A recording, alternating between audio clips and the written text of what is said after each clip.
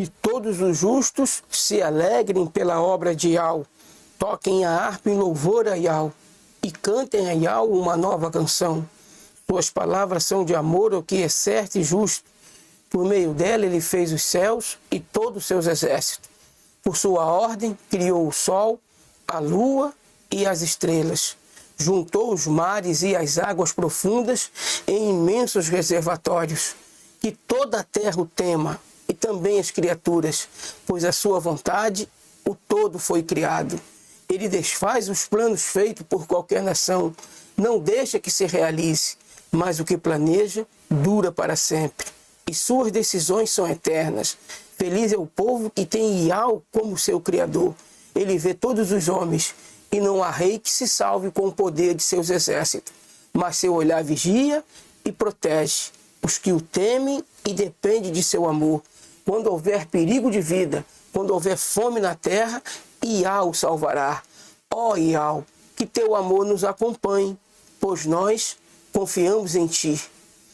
É fato, Pai, e é verdade. Nós confiamos em ti. Por isso nós entramos na tua presença, Pai, em nome de Yahushua, o Mashiach. Pai, agora nesse momento, aqui, Pai, na frente dessa câmera, fisicamente, Pai, estou só, fisicamente falando, mas espiritualmente, Pai, não estou só, porque Tu estás aqui comigo. E fisicamente falando, Pai, na presença de Teu filho, de Tua filha, que agora, Pai, estão assistindo esse estudo, esse vídeo, não estou sozinho, Pai. Por isso eu me referi a Ti no plural, dizendo nós entramos na Tua presença. Porque o meu amigo, a minha amiga internauta, Pai, telespectadora, porque esse vídeo vai passar também na televisão, porque tem muita gente que usa agora, Pai, a TV como reprodutor de mídias, de streaming. E por isso, Pai, eu me apresento diante de Ti no plural, Pai, porque eu sei que eu não estou sozinho. Sei que meus irmãos, minhas irmãs, que estão vendo esse vídeo agora, Pai, eles também fecham a nossa comunhão, Pai. E nós estamos reunidos, mais do que um ou dois ou três, mas nós estamos reunidos, Pai, em dezenas, e gostaria que fosse milhares, milhões, enfim, Pai. Eu quero te pedir em nome de Yahushua, o Mashiach, a Tua luz para esse irmão, para essa irmã que agora nos assiste, Pai. Eu, como Teu servo, como mensageiro da Tua vontade, e Tu, Pai, como o autor da palavra aqui pregada, Pai, da palavra aqui anunciada. Abençoa cada uma dessas pessoas, Pai, que estão agora nos assistindo. E faz com que elas, Pai, sintam o desejo de fazer parte dessa família, não só se inscrevendo em nosso canal, mas também, Pai, participando através dos seus comentários, através dos likes, que as pessoas dão like aqui, Pai, e isso ajuda muito a Tua palavra ser anunciada através dessa plataforma. Ajuda-nos a entender, Pai, o contexto da mensagem e que possamos tirar bom proveito.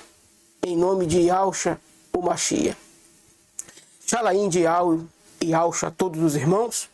Nós hoje vamos falar, irmãos, de Gênesis 3,15, onde Yahweh diz que porém inimizade entre ti e a mulher, entre a sua semente e a semente dela, entre o seu descendente e o descendente dela.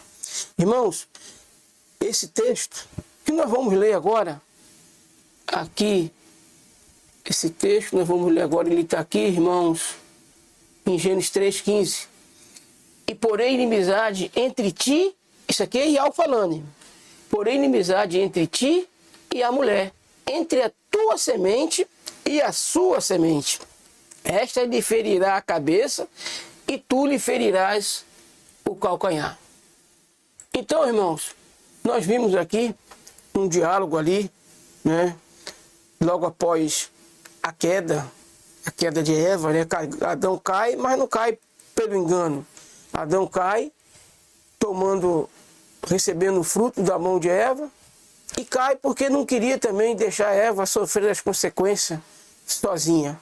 E uma vez que ele também negligenciou, se Ial fez Eva para ser uma auxiliadora, e ele tinha o conhecimento de que não podia mexer naquela árvore, com certeza Eva também tinha, certamente ele passou isso para ela, e ao deixar ela se aproximar da árvore, sem ter advertido, ele se sentiu culpado. Agora ele não caiu porque foi enganado, ele caiu exatamente porque não queria deixar Eva sofrer as consequências. E o primeiro Adão é um tipo do segundo Adão. O primeiro Adão, irmãos, ele teve a responsabilidade, o carinho, o amor para com sua esposa, assim como Yalcha tem para conosco. As consequências da transgressão deveria ser a morte. Então Yalcha, não querendo deixar que nós, seus irmãos menor, sua noiva, padecesse a consequência do pecado, então Yalcha vem, se coloca à disposição do Pai para pagar o preço do resgate. E foi exatamente isso que aconteceu.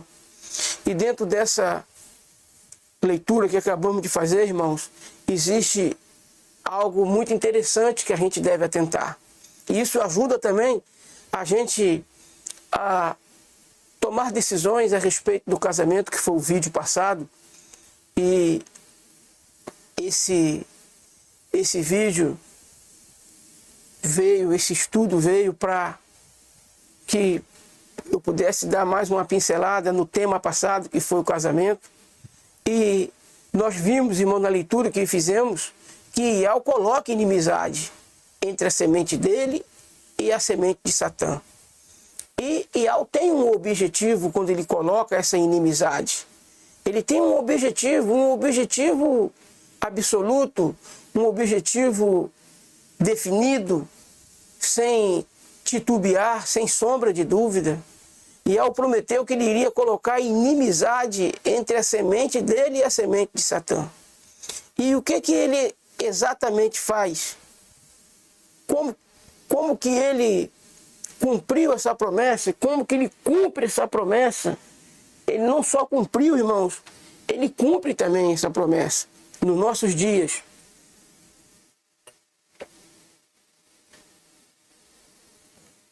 Nos nossos dias, Ial sabe fazer as coisas, ele mostra como agir. E nesse relato, irmãos, nós podemos entender que existe duas sementes nessa terra. Duas sementes. Qualidade de semente, existe pelo menos 4 qualidades de semente. Yalcha, o linho. A noiva de Yalcha, a cevada. E o trigo, que é a última semente, que é a qualidade de semente. Todas essas sementes foram plantadas por Ial. Yalcha, a cevada e o trigo. Mas a quarta, que é o joio, não foi plantada por Ial.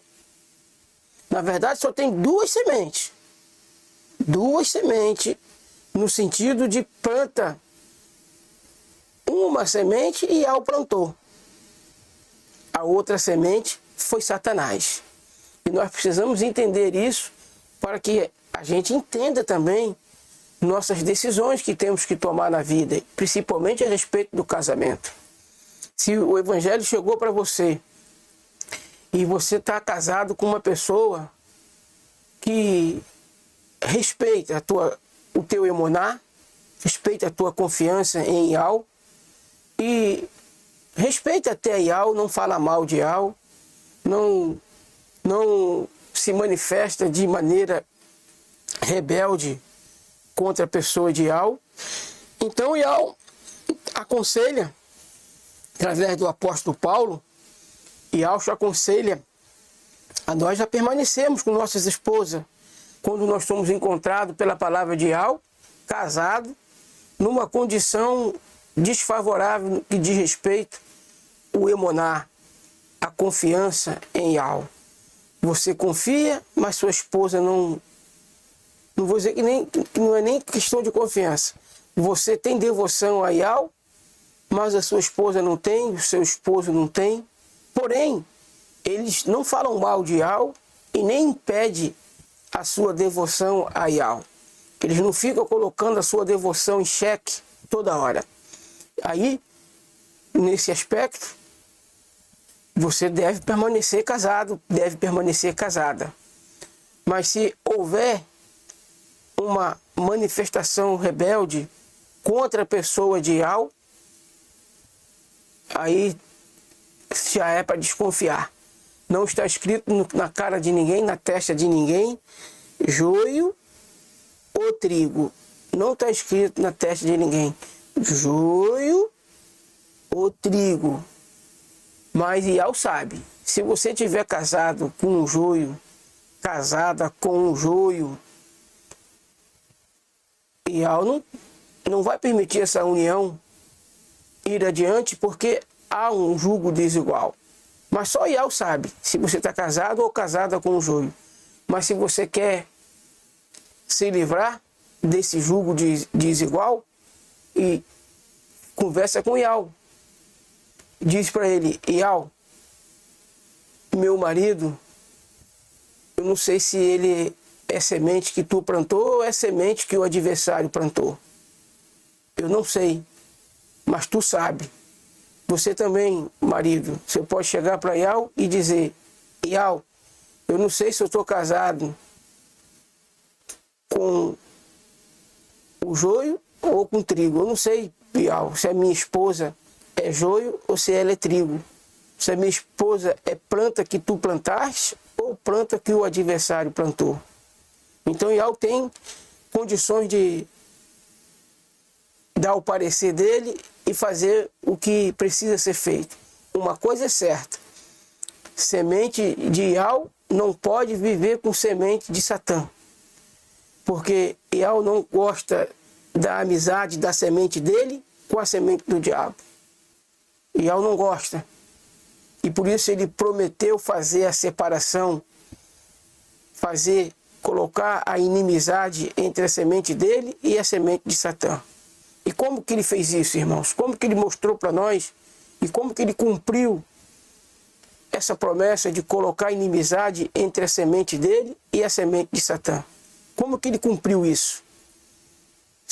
Certamente não recebendo o sacrifício de Caim. O sacrifício de Caim, irmãos, não foi um sacrifício de frutas podres, de legumes podres, de cereal podre. Caim era lavrador da terra e Abel pastor de ovelha. Ial não aceitou o sacrifício de Caim, não foi porque ele não levou uma ovelha. Se você for parar para analisar, aquela oferta era uma oferta. Não era uma oferta em si, especificamente, de um sacrifício. Um sacrifício para expiação de pecado. Não. Era uma oferta. Vou pegar para frente aqui que a minha cadeira está batendo aqui. Era uma oferta voluntária. Então, Abel pegou do melhor das suas ovelhas e sacrificou uma para Ial. E certamente, irmãos, Caim também pegou o melhor da sua agricultura, da sua produção agrícola, melhor das frutas, o melhor dos legumes, os melhores dos cereais, dos grãos, e ofereceu a Ial. Mas Ial não podia aceitar aquela oferta de Caim. E por que Ial não podia aceitar aquela oferta de Caim? Vamos dar uma olhada em 1 João 3,12. 1 João 3, verso 12.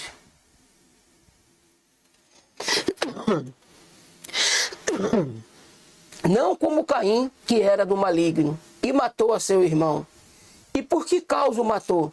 Porque as suas obras eram más, e a de seu irmão justa. Então, irmãos, não como Caim, que era do maligno. Preste atenção, ele era de quem? Do maligno, e matou a seu irmão. E por que causa o matou? Porque as suas obras eram más, e a de seu irmão justa. Então,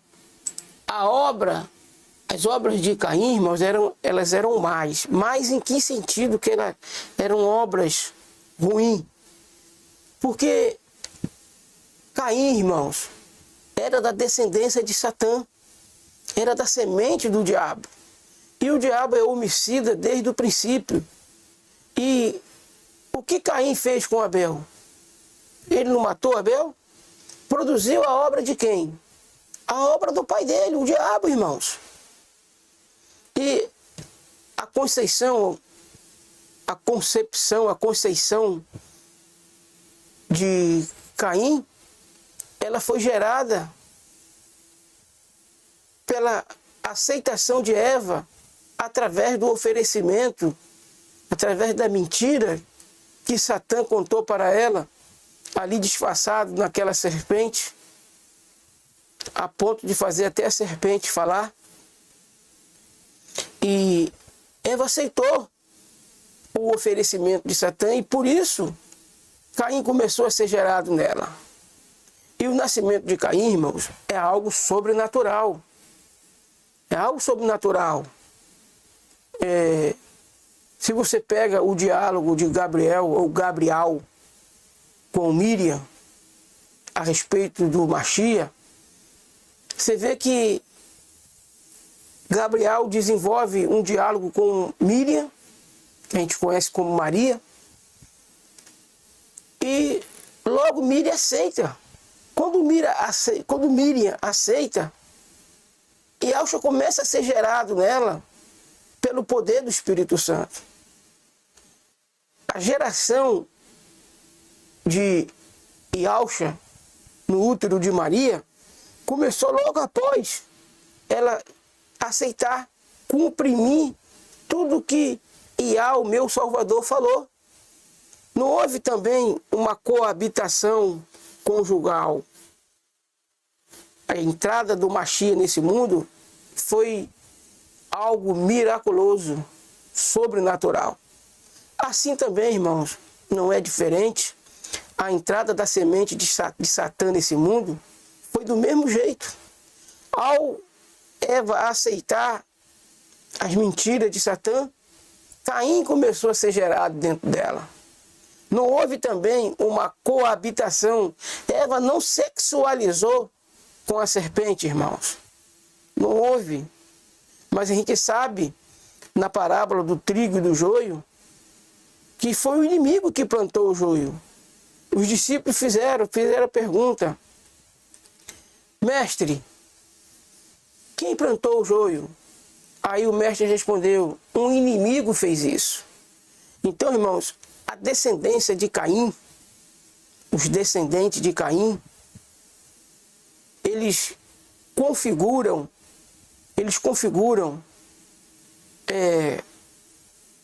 a raça conhecida como vaso de ira, que fala lá em Romanos. Tem vaso de ira e vaso de benevolência, de favor imerecido.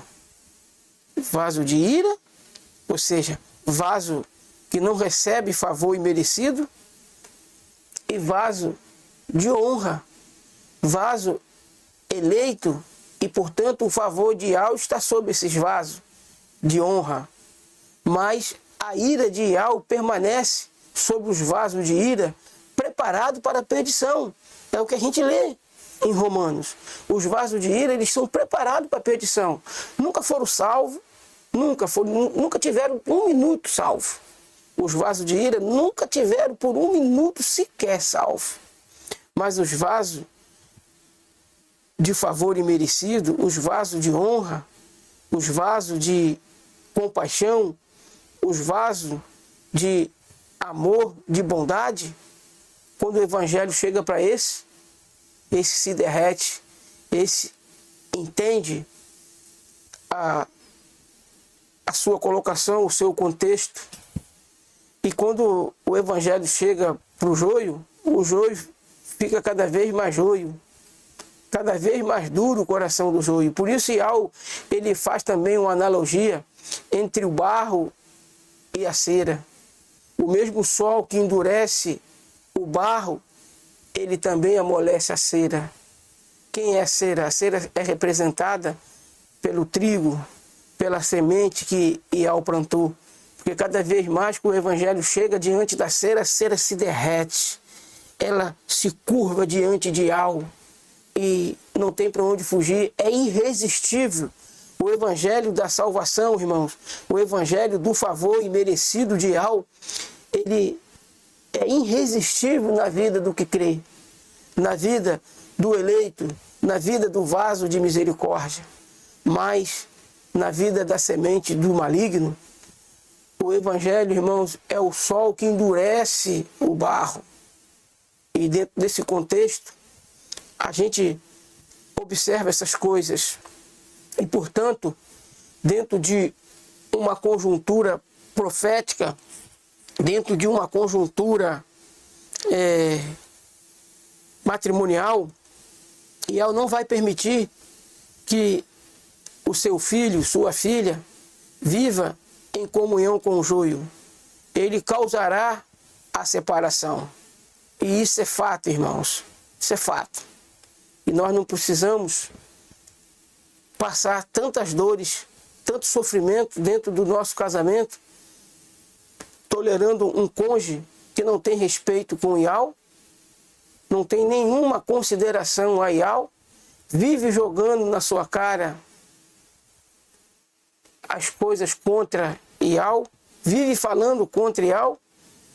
Não pode ser uma semente de Iau uma pessoa que não se converte nem mesmo pelo seu testemunho que você dá, a não ser se você não está dando um bom testemunho.